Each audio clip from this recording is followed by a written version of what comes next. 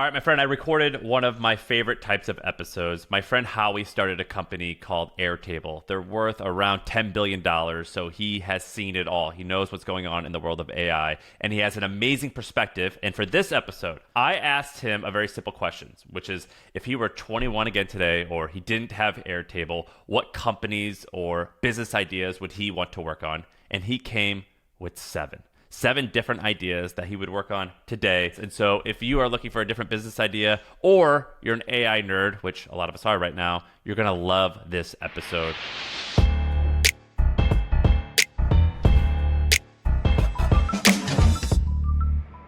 Tell me about live shopping with AI avatars. I personally think this is a really interesting area. I mean, you think about live shopping, which is a huge thing in Asia. I mean, there's like probably tens of billions, if not $100 billion plus GMV in commerce dollars that are getting transacted through live shopping. This is basically where you have an influencer go and peddle a product, right? Is this like on Instagram? I pay attention a little bit to Asia, but where, is there a website I can go to see this right now? There's actually a big chunk of Temu that is powered by this, and definitely TikTok. So TikTok has a huge amount of these kind of like influencers that basically go and there's actually a shop tab that you can even click on. You see these products, and it's a person basically describing the benefits of a product. So think about like influencer marketing, like taken to the extreme, where you just watch, people peddling products and you click it, you buy. And there's actually one company that's doing really well in the US called Whatnot, and it actually started I like niche. Whatnot. Yeah, exactly. And then, what's cool about it is like there's so much personality, to the content. Like in a way, it's almost like watching Twitch. It's not just about the actual product. It's about like seeing this person like talk about this product, and maybe it's a like a really cool like new shoe from Nike or like a vintage shoe, and they're talking about like their own experience with it and childhood experiences with like the Jordan brand or whatever, and so it becomes this like really interactive experience. My pitch for this idea is basically, well, obviously you can have like really rich, engaging experiences in the very near future with avatars, right? I mean, if you go to heygen.com, it's a great avatar product. It's the easiest, fastest self-serve avatar product out there. Are you an investor in these guys? I am an investor in HeyGen, and I really like the team there. And they just built like the best, easiest to use avatar product. That was kind of their claim to fame. They have basically pre-made avatars. So these are like, trained on or effectively created from like real human actors that they've licensed from. So, you can use one of their pre-made avatars, or you can create your own.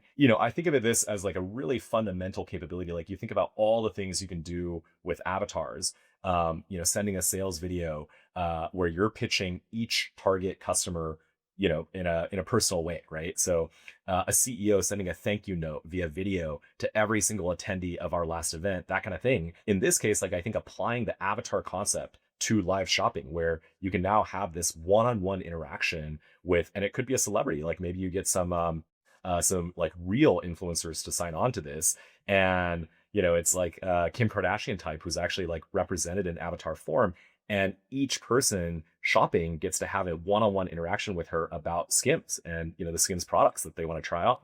Are you guys using any of this at Airtable? We actually do have an internal setup where it's all powered by Airtable. We use our own Airtable web agents to go in and research different target customers. We learn a lot about them, and then we can actually generate customized email pitches for each of them. So right now it's just email, but we are experimenting with more of the video stuff. We actually have a setup internally where we can now generate an avatar video powered by HeyGen automatically from content in a row of Airtable. So it could be a list of different event attendees. And that use case I just described, like I may actually do it for thank you notes for different events that I host in the future. Like if I host a dinner with our some of our customers, I could actually now go and automate creating a video that looks like it's me. And I would probably be upfront about it and say like, hey, like here's an avatar version of Howie, like saying thank you for coming, and like the novelty of it itself actually would tickle people's fancy. But like to send a personalized thank you video from me to every attendee for all of our events. Can you do that now? Like if I wanted to implement, I mean, that sounds awesome. If I want to go and do that right now, how would I set that up? So you can do it today. It just requires a little bit of scripting in Airtable, and that itself you can actually generate with AI. So the idea is like you would go and create like a list of different people you want to send the video to, or even a list of topics you want to create a video for. And then we already have in Airtable a scripting layer where you can define any arbitrary code. It's hosted in our infrastructure. And in this case, you would just define the code to go and talk to the HeyGen API. A lot of these AI products have APIs. And so you can go and create your own kind of orchestration layer in Airtable to go and automatically for each row, ask HeyGen to generate a video programmatically for you using this avatar. And then you get a link to a HeyGen video that you could then go and directly send to a customer or download it and then attach it, etc. Cutting your sales cycle in half sounds pretty impossible, but that's exactly what Sandler Training did with HubSpot. They use Breeze, HubSpot's AI tools, to tailor every customer interaction without losing their personal touch. And the results were incredible. Click-through rates jumped 25%. Qualified leads quadrupled. And people spent 3 times longer on their landing pages. Go to HubSpot.com to see how Breeze can help your business grow. What's this AI personalized news thing?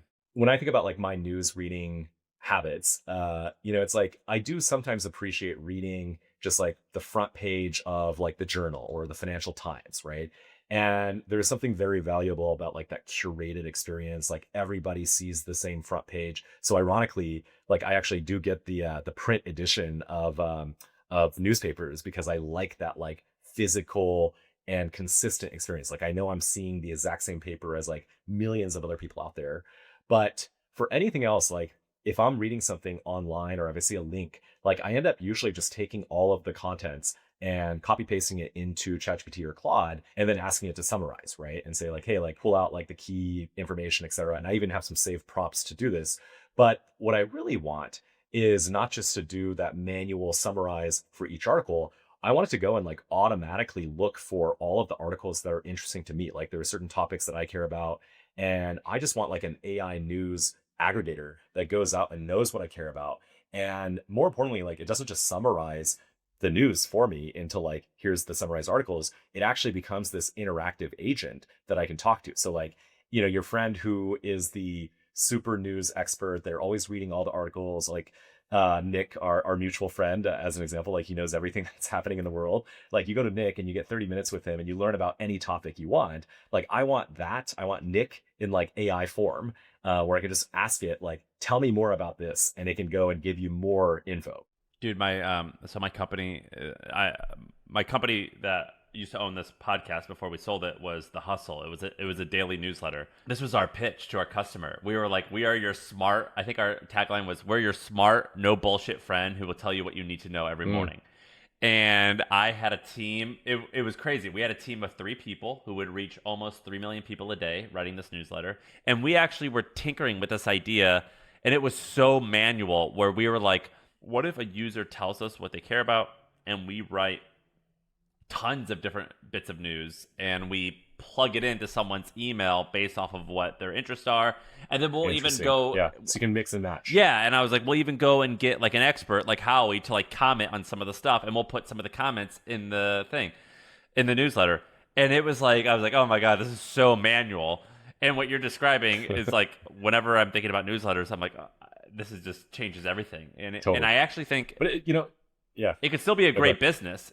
I would just use AI for all of it. Totally. And maybe like you could take it to the next level, which is like it actually becomes a platform where like Substack, you allow creators to actually create their own branded newsletters and they push the distribution promo of each one. But because you're powering this like kind of white label AI, powered platform, like they can very easily spin up their own custom newsletter. A different direction is like you create these like different AI personalities. I think a commonly underappreciated thing is like AI doesn't have to be robotic, right? Like, it doesn't have to just be like utilitarian, summarize this article in like a clean, AP, style. Like you could actually have it injected with tons of personality and say like, be like a TMZ gossip reporter who just like sensationalizes the crap out of this like new celebrity gossip, right? And I think there's just so many interesting ways to play around with that. And like news by nature is like a very high engagement use case, right? It's like literally something you read every day or maybe even every hour.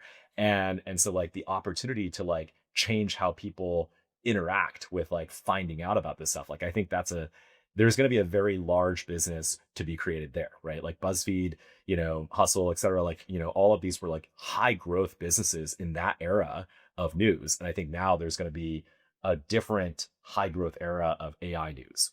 Hey, I got a quick break because I want to tell you something cool. So our sponsor for this episode is HubSpot, but instead of the ad telling you about HubSpot, they just want to do something that's useful for you. So they did some research and they found that a bunch of people in our community have side hustles. They start a business on the side, they get it going, and then it becomes their main hustle over time. And so instead of just telling you about the features of HubSpot, they wanted to give you something that will be useful for your side hustle. And so they have put together a database of AI prompts, so things that you could put into ChatGPT or your favorite AI tool that will help you with your side hustle. So check it out. It's going to save you a bunch of time, I think. It's a prompt database that you should be using to make your side hustle more successful. And you could use this as your little personal little cheat sheet, your tool set to be a better operator with your side hustle. So you could either scan this QR code that's on the screen or get the link in the description to get the AI prompt database. All right, back to the show. Are you a personal finance nerd? Kind of. I was a very early Mint user, and I remember like really, wanting to like go and more like have visibility over my different expenditures and like aggregating it. I will say like the tedious act of going and like doing a lot of planning is not is not my forte. But I have like a like basically a multifamily office type setup that now helps with a lot of that stuff. You listed on here real-time AI avatar products for different vertical applications like personal finance advisors. Tell me about that. So the idea here actually is like, if you're a very high net worth client, you can get a very strategic wealth advisor who literally sits down with you, looks at your balance sheet, looks at all your assets, and talks about your goals, and actually comes up almost with like a plan as good as a CFO's plan for a real corporation, but for you as an individual, right? Like the business of you, Sam, as an individual. And you can plan it out. You can think about the cash flow needs you have, what kind of assets you want to invest into for near term versus long-term yield. And I mean, the reality is like most people don't get that level of attention, right? And don't get that level of like, thoughtful design to a financial plan. And furthermore, like most people don't even have access to a live financial advisor to just call up and talk to, right? Like there's something very comforting, I think, about like getting to like literally talk to somebody. And it's maybe why a lot of banks still have like, retail locations, right? So many of them, even though like, for most transactions, you don't really need it. Like people want to go in and talk to a person. So I think the idea here is like using the really smart reasoning capabilities of the newest models. Like I don't think you could have done this pre O3, where you actually can come up with like a very thought out, kind of personal financial plan. And recommend like, here's how much you should invest into equities versus bonds, and like here's how much you should spend, but do it like with a an avatar on top of it, so that it's a very human-like experience, and you get to talk to them and just like call them up anytime you're feeling stressed about your financial situation. Do you use any consumer-facing personal finance apps at all now? I don't, because I have this team that I can actually go and talk to. But like I think to me it's like if everybody could have that experience, I mean, it's awesome. Everybody would be able to plan better. Have you seen let me show you one. It's called Kubera, KUBERA.com. I have no association with these guys, but I've talked about them so much that I'm actually like on their homepage because they like quote. Oh, cool. They like quote. That's awesome. They quoted me. Oh yeah, there you are. And this doesn't matter if you're worth $50,000 or $100 million. A lot of people use software to aggregate their net worth, because even if you only have 50 grand, sometimes you'll own a couple cars, you'll own maybe two bank accounts, you'll maybe have some amount of money in Robinhood, whatever. And then if you're really wealthy, you have many dozens of accounts, right? You have you have some money with this person, some money with that person. You have probably some like private investments. Yeah. And this just does a really good job of aggregating it of all of it, which a lot of companies claim they do that. The issue is that Adapar kind of does that for like the high end. Yeah, dude, Adapar seems awesome, but I think you have to have like Morgan Stanley or JP Morgan, I forget who I talked to. You have to have at least $50 million in liquid net worth with one of those banks in order to get access to Adapar, or something like insane. Like you have to be a little bit more even than an ultra high net worth client. So like Adapar is crazy, but I've never even seen it. But with Kubera, they do such a good job of aggregating all the stuff because the connections don't break. And so anyone who's ever used Mint or who have used Wealthfront or like whatever, the connections to all of your accounts breaks all the time, and you got to like re-enter the password. Like log in. Oh my god, it's the hugest pain. And so these guys have done a good job with that. But what they do is they have this version where you can export the information. What's it called? Is it called JSON? Yeah, JSON. So you could export it in JSON format, which is what ChatGPT uses, or you could just connect your Kubera with your ChatGPT. It started as an export. Now it automatically does it, and you can ask it questions. And so what I've done is I've used Kubera. So I use Kubera to upload all my accounts, and when you do this, they don't actually have access to transact, obviously. They can just view your accounts. And then I use ChatGPT where I will create a project that has like a Warren Buffett book, or sometimes I'll have like a more aggressive financial advisor, like a book of someone who has written something on financial advising, because like you have different gurus sometimes, you know what I mean? Like different. Yeah. And I can use this to ask it questions and have my own personal finance advisor. Do you know what I mean? Yeah, that's something like give me advice using the fundamental investor theory. Yeah, right? And like, so you'll be like, look, my net worth is blank today. If I want to be at this mark in 10 years, show me what I should do. Or if I want to buy a house in 8 years, what would you suggest is a good budget to have based off of what you know about me now? You know what I'm saying? Yeah. I'm sure it works great for that. Dude, it's awesome. It's so awesome. Now, having a financial advisor is still great sometimes because you still, like, financial advisors, oftentimes, the value is not in the advice that they give. It's the fact that there's a human being that you can trust. But anyway, this is how I've been using AI. With my... Well, I mean, imagine that, like, that experience that you're getting, but, like, now, you know, to your point about, like, feeling like you can trust a human more. I mean, how much of that is based on, like, the fact that it actually is a human versus how much of it is like literally just like the psychology of like talking to a face? Right? No, I think you and I think that because of our age. If I had here's what I had to bet.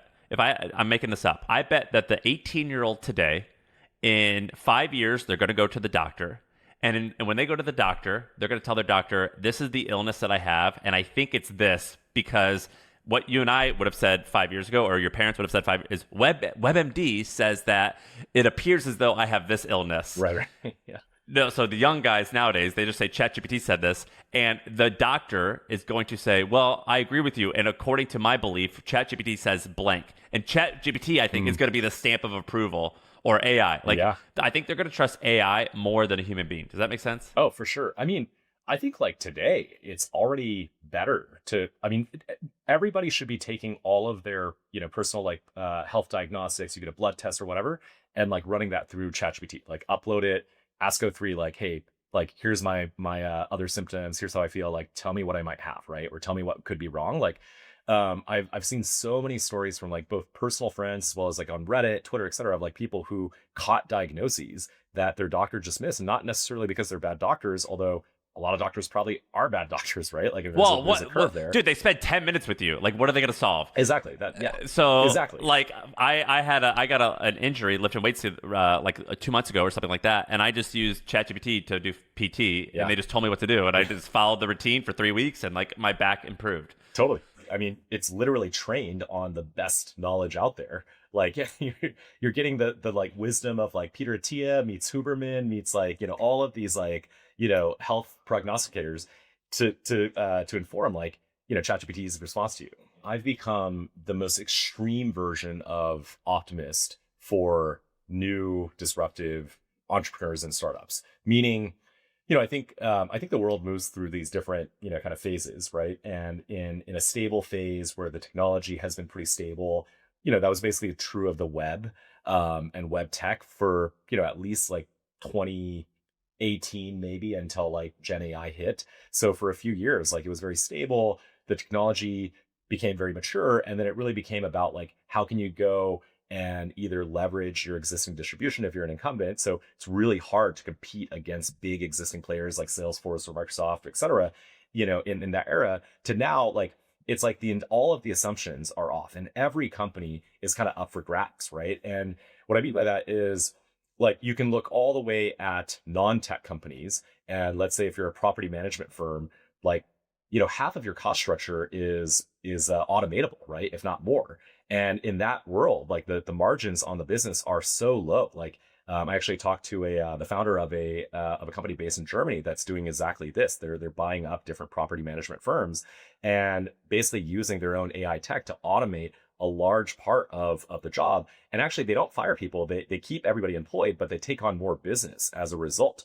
And so they've quickly become one of the largest property management companies in Germany, if not in Europe, by just going and aggregating these traditional businesses and creating that AI leverage, taking what probably was like a low percent margin business to become a tens of percents margin business. I mean, from a PE standpoint, that leverage is huge. So I think that's a playbook that we're seeing a lot of like excitement around, because I think every traditional business, especially one that has a large part of their cost structure that could be automated, is kind of up for grabs. Like think about obviously call centers, BPOs, but really any What's a BPO? labor intensive business process outsourcing company. So that's basically, there's a lot of these offshore companies that have like literally thousands of employees that you can go and outsource very rote tasks to, right? So like analyst work, like go comb through these documents and look for facts or do research for me. Support centers themselves are a form of BPO, right? So you have these like big call centers that are basically client agnostic. So it's not just one company's call center. They can take on business from any client. So we could go and say like, hey, like I want to spin up a call center for Airtable. And traditionally that just meant like you have a whole bunch of humans sitting in a room somewhere and you're basically hiring them on demand. And now, of course, a huge amount of that can be automated. Dude, I get so many of those calls a day, and a lot of times they say that they are an AI. They're horrible. They still suck. Do you get a lot of those calls? I do, although I mean I don't pick them up. Dude, I pick them up. I always pick them up. Like I want to get to know these people. Like sometimes it's like I could hear like where they are. Like here's what I get all the time. I always get a text message that says, "This is Coinbase. Someone in Serbia logged into your account," and like I know it's a scam, but I call them and I'm like, oh my God. Let's like figure out how this scam works a little bit. Like I do it all the time. I'll spend like, I mean, first of all, you're totally feeding the bear, because if you even give them a response, they know you're like, you're a more likely target. Dude, I'm so into it. They're like, "What's your name?" I'm like, "Oh, it's Kevin Smith." And they're like, "Oh, I see your account right now." I'll be like, "You do? What? Like, tell me about it. Tell me about how much do I have? How much? Yeah, this is awesome." And so like they go through these whole scripts, and I'm like, "This is awesome. That you found my account." That is really funny. You got to figure out how to scam the scammer. Like by the end of it, you get them to give you their info. Have you seen the YouTube channels that do that? They're so funny. No, I haven't. Dude, there's guys this is gonna be my weekend. There's guys on YouTube that have 10 million subscribers, and they're really like sharp guys, and they'll pretend like they're old ladies, like they use a voice changer, and they get the scammer to install software where the scammer's web camera will come on, and they can control like it's like the greatest. Oh no, this is the greatest. That is insane. It's the greatest. That's amazing. But these AI call companies, they're still horrible. Are you bullish on them? Well, I think the models have to get better at real-time synchronous interactions for especially for voice calls to fully get taken over by AI. I think for chat, like you're chatting with somebody, like it's already better in many cases, right? Because like, those chat experiences are horrible with humans, because like the human is probably doing like 20 different parallel chats. They don't really know or care about you, whereas an AI can be fully attentive. But I agree. I think the voice is just not quite there yet. You've probably seen that Sesame voice demo where it's like, one of the better real-time voice interactions. What's it called? Interrupt and Sesame.ai. You can literally call it. Oh yes, I did see this.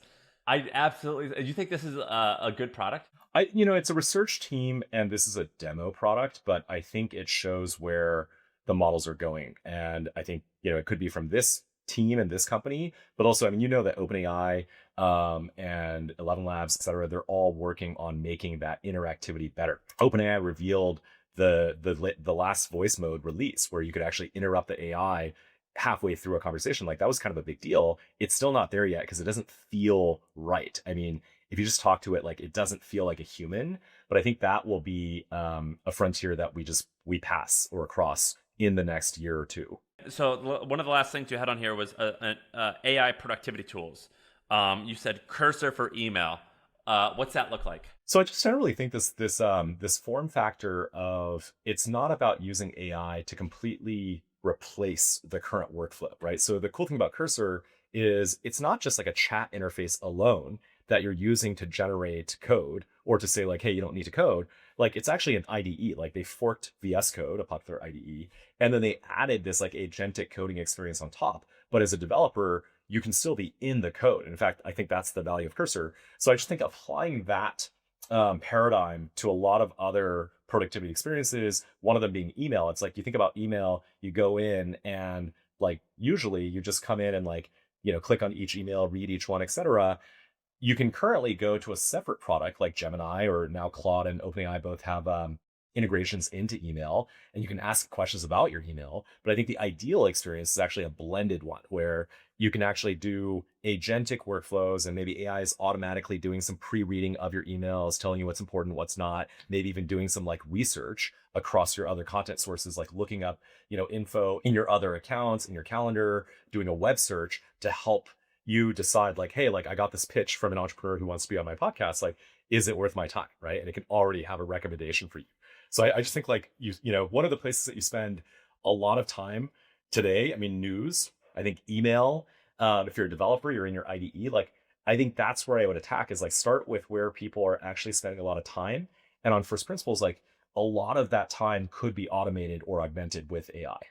So I'm gonna ask you how you would build this, because I had an email company. I know a little bit about email, but I don't know the technical capabilities of everything. But like email sucks to build on top of because Gmail owns everything. And Yeah. Superhuman did something interesting where, so for listeners, Superhuman was a brand new email client, and you download Superhuman and you use that instead of Gmail. They recently sold last week for, I think the rumor was 800 million or something like that. I saw that. To Grammarly. And it was a very bold mission. I think they fell short if they sold, or that's what I'm guessing if I had to guess. But it was pretty magnificent of an effort to like get after it. And my question to you is, if you were going to build something like this, you would pretty much have to start from scratch, I would think, of a new email client, not a Gmail plugin. Yeah. So interestingly, I also worked in email before Airtable. So my startup before then was a YC company, eTax. And it was actually, I think we were the first startup to build a Gmail plugin. And it wasn't like an official plugin at the time. There was no plugin framework. Like we literally figured out like kind of on our own how to hack what's called the DOM, which is basically the HTML representation from Gmail of the email client, and like literally just injected a UI on top of that with a Chrome extension. And so, we kind of pioneered this idea of like, oh, wow, you could be an email. And then we added our own sidebar to every email that you had to show information about who you're talking about. But could they have banned you? They could have certainly sent us a cease and desist and said like what you're doing is against our TOS as a site. And then B, they could do some things to make it annoying for us. And like, it's almost like they could change, they could just keep moving the target. So like they could change the layout of the page. They just make your life in life the hell. HTML without making it look different. Yeah. To the user in ways that would break our integration. And that did happen. I don't think it was intentional. I think they would just update the page, re-render it, and then it would change the layout. And then like for a day, our extension would like be broken, and we'd have to furiously try to like code a fix to it. And that was like kind of the really, really early days. And ironically, Superhuman, the founder, Rahul, was actually the founder of a company that kind of competed with us back in that time, like 2010. Rapportive was yeah. Game, okay. My man, for anyone who's above probably 33 that was involved in technology, Rapportive was a game-changing tool. That was so cool that they created that. Yeah. So, email has been like, I mean, it's interesting because from the time that Rapportive and eTax existed to now, like email really hasn't changed very much at all. Like you look at Gmail,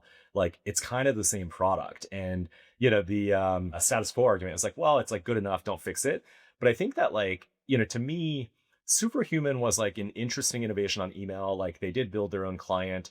I don't actually think it's that hard. Like certain things seem really hard to do in theory, but then in practice, like it's actually not that hard. Like Airtable, I mean, obviously it's hard to build Airtable, but like we ended up architecting our own proprietary database engine to power it instead of using something off the shelf like MySQL or Postgres to power the real-time collaboration parts of Airtable. And it turned out that like it was the right decision. And ultimately it turned out to be cleaner and better for us to go that route than to try to repurpose something off the shelf. But it's harder. My quick thought, you have to raise tens or you did, and someone else would also have to raise a fuckload of money to do that. But also getting revenue for that, I think, would be a slog. You guys did it fast, but like Superhuman did not. Yeah, and I mean, Superhuman was an interesting product for a number of reasons. I mean, one, I think it was a really good product, but it was really hard to articulate like what is the killer feature or set of features that make it 10x better than email without, or normal email, right? And I think it was, it was like faster. They had some nice features like tracking emails, etc. But it was hard to say this is like clearly a different paradigm. Like this is 10x better, right? And I think that with AI, like you could now build a product that actually is radically different, radically better. And so in fact, like a former Airtable employee of mine, JB, is now working on a company that's doing exactly this. I did a little funding. What's it called? Round into it. So chief.so. Oh. Is it loading for you? Okay, there we go. Yeah, you have to write a bigger check though, so they can get a .ai. Exactly. Yeah. I think it's a really interesting space. I actually think that you can build this product without a massive team and a massive funding round. And maybe part of that is because, like in a very meta way, like if you're very AI leveraged in how you build products, like you can get so much more done as an AI leverage team than you could have done in the past. Like Cursor itself. It's just hard to build a business when you charge $20 a month. Meaning that's not enough, or it precludes too many people. The first one. Yeah, and so actually, one of the premises here is that there is a top 1% audience, and not necessarily meaning like 1% like richest people, but like there's a 1% power user audience of email for whom email is like their life, right? Probably for you, definitely for me, every VC, maybe even like realtors, lawyers, etc. Like email is everything to them. Like, and like if you can make them 10% more efficient at email, like they'll pay not 20, but 200 a month, right? Maybe even like 2,000 a month. Like if you gave me an awesome email product that even saved me like, call it 5 hours a week in time, and like not only that, but allowed me to not miss key opportunities. Like sometimes, like I mean, I get like literally hundreds of real emails every day that Gmail considers important. Frankly, with that many coming in, like I miss some, and sometimes they're really important. Dude, like I have a full-time assistant, and it feels like a large chunk of her job is just categorizing my emails. Yeah, for sure. And some people have like full-time EA who like literally doesn't just categorize the emails, but like goes through and does research on each one and tells you like, hey, I did some research, this is how you should respond. So I think it's a huge space. And I mean, one of my lessons learned from Cursor actually, and I remember did you invest in them? First looking at Cursor. What's that? You invested in Cursor? I did, and actually I was introduced to them by Peter Fenton from Benchmark, who's our investor at Airtable, and just one of the most like phenomenal pickers of talent and opportunity spaces that I've ever met, and just brilliant in every way as an investor. But I remember having this discussion with him of like, what is the TAM for something like Cursor? And you have to factor in like, of course, like Microsoft exists.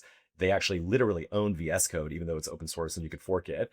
They already have GitHub. They have this massive developer audience. Like, how big can an upstart get? And this was when like Cursor was probably like low millions in revenue. And my argument actually was that like the developer audience for AI augmented coding is so large. I mean, today you might have like, call it 30 million developers. That's the number that Stripe always quotes. Maybe that actually will expand to like 50 to 100 million developers. Yeah, no brainer. It gets easier to develop. And then on top of that, like it would be perfectly rational for every single one of those people to pay at least $1,000 a year for a AI, like a coding agent that makes them way more productive, like not like 10%, but like 2x, right? And maybe even rational for them to pay $10,000. Okay, now you're talking about like a 30 to $300 billion TAM.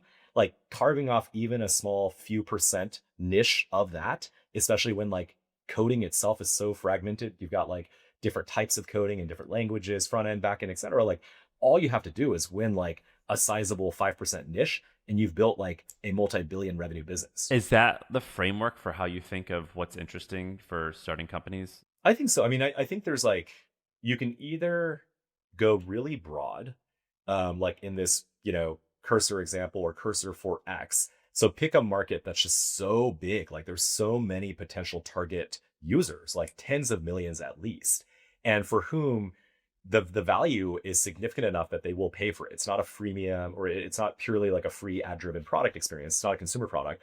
Pick something that's like broad enough and deep enough where there's just a very large pie to capture value out of. And then even if you end up only capturing a niche of that pie, like you have a really large business on your hands, I think the alternate path is go really deep and narrow. So this is more like the property management example, where it's like, you're probably never going to have like 100 million users who need property management software. But like, if you go into that vertical and you attack it, You might have 5,000. Yeah. yeah. And if you go and attack it very deeply, and for each one, you can extract even more revenue out of them. Because in this, I mean, the most leverage way you can extract revenue out of that space is like not just to sell white label software that you charge a property management firm X dollars per month. You actually take the entire cake by buying them outright, running the PE playbook, and getting leverage on their And business, what's right? Airtable, the first one? Airtable is definitely the first one. So we're in a space where, like, especially now that we've relaunched the product as basically an agentic first product. So you can literally come in and talk to our agent Omni to ask it to build any app, right? So like, it's very much akin to the vibe coding products out there. But the difference is like, ours is backed by the reliable no code components that we've spent the past 10 years building and making scalable and real-time collaborative, et cetera. And so if you want to build any business app, I mean, for you guys, for instance, for your business, like if you want a CRM, right? If you want a way to track, people who are coming on your show, if you want like a content pipeline, any of those things, like we want to be the best way to spin up a reliable business app for internal operations. Like, we're not trying to be like an external consumer facing prototype tool. Like, if you want that, go to like, the Replits and the V0s, et cetera, of the world to spin up like a consumer facing hobby app. But like for a business app, like, the need for that definitely is at least tens of millions of people out there who want to build apps for their own business. And every single business should be creating apps this way, and probably replacing is, over the next few years, like old legacy software with this. All right, listen up. Turn the volume up, because it's your boy Shaan, and I got a little message for you. I talk to hundreds of founders a week. And when I talk to founders, everyone says the same thing, that the one thing they need the most is not funding.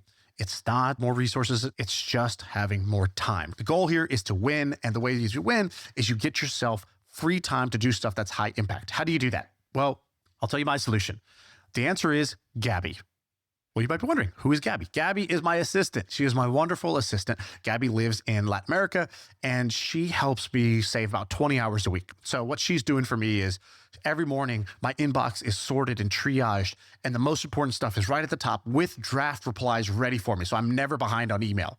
And then as I'm on the go, I'll just send her voice notes saying, hey, could you find my kids a soccer class? Hey, could you take care of this car registration thing for me? All these little tedious BS things that would take up time in my day, she takes care of for me. And so that's free time I'm getting back. So if you are a CEO who's serious about growing your company, you need to get yourself an assistant. The best place to go is somewhere.com. Somewhere sources the best assistants from low-cost areas for you. So you can get an amazing executive assistant who's got, business experience and has supported other CEOs for $7, $8, $9, $10 an hour. And so go ahead, go to somewhere.com, tell them I sent you, they'll hook you up with a good deal, and get yourself an assistant, and you can thank me later. All right, back to this episode. What's last question? What's this? All you wrote on the sheet, you just wrote exotics ?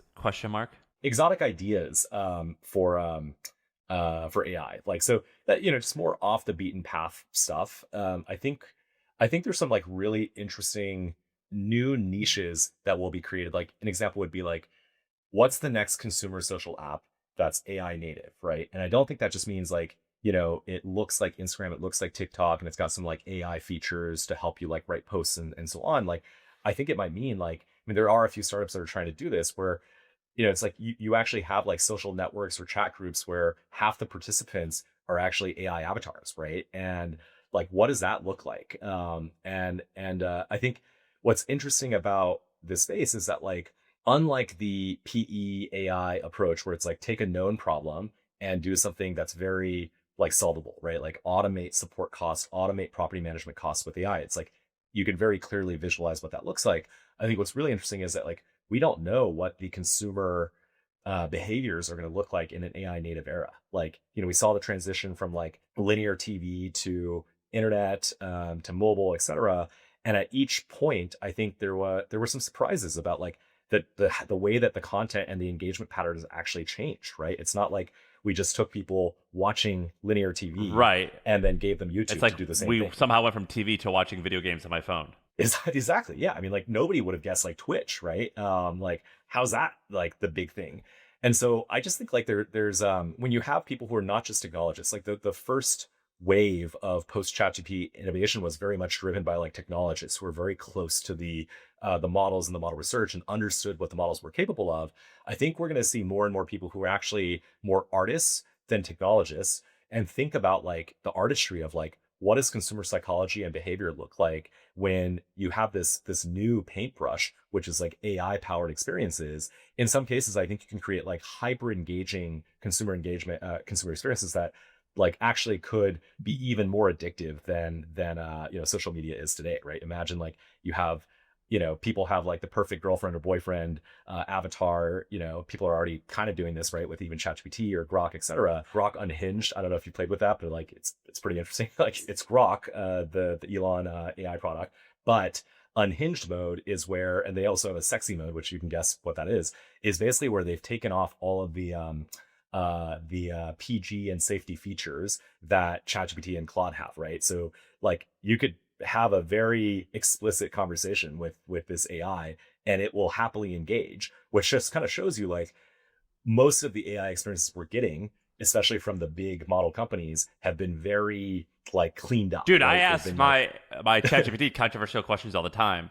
Like, yeah, like and it's like it refuses. It's like, I can't answer that. And sometimes I ask it things where I'm like asking on a like for example, I love history, and I'll like if I'm reading about World War II, I'll ask it about very sensitive topics, but I'll just like explain to me this topic, but I'll be like, but anyway, it won't even touch some of these things. Yeah, exactly. And that's the whole debate is like, it's a little bit like free speech censorship, but like applied to AI, right? It's like, at like how much can you actually, censor AI for safety and for like moral clauses? How much of that is even like globally applicable versus like what's moral for one culture, maybe immoral for another, etc. And I think it's interesting to see Grok be That's I mean, crazy. they're not like completely unfiltered, but like it is a lot more pushing of the boundaries, right? So I had never heard of this. I don't think there's yeah. No, I mean, you should try it today. Like try like the unhinged mode. Like I was trying to learn about the Israel-Palestine conflict. Like I'm just trying to understand the background, and like ChatGPT won't even like touch some of the topics, and I'm like, I'm just trying to learn. Controversial, like exactly. Yeah, like and so I think that's gonna be really interesting when you start to see like people really push the boundaries. I mean, they say a lot of great tech is like always pioneered for like the salacious, the black market, I mean, Silk Road type stuff, right? Like and so like what does that look like in the AI era? Well, you're the man. I appreciate your insight. I like. No, I enjoyed this. This was awesome. It's fun because you have a really interesting perspective. You're a young guy, but you've been in the game for like so long, and you have such breadth because of the size of your company. And so it's really cool to just see your thinking and how you are gonna like somewhat predict the future and all that stuff. But dude, you're badass. I appreciate you doing this. Oh, thank you. Well, really enjoyed the combo, and happy to chat anytime, bud. All right, that's it. That's the pod.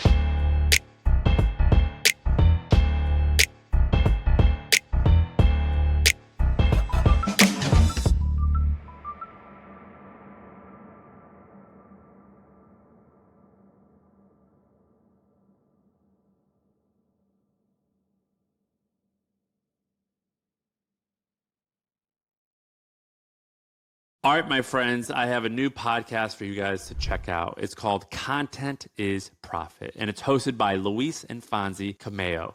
After years of building content teams and frameworks for companies like Red Bull and Orange Theory Fitness, Luis and Fonzie are on a mission to bridge the gap between content and revenue. In each episode, you're going to hear from top entrepreneurs and creators, and you're going to hear them share their secrets and strategies to turn their content into profit. So you can check out Content is Profit wherever you get your podcasts.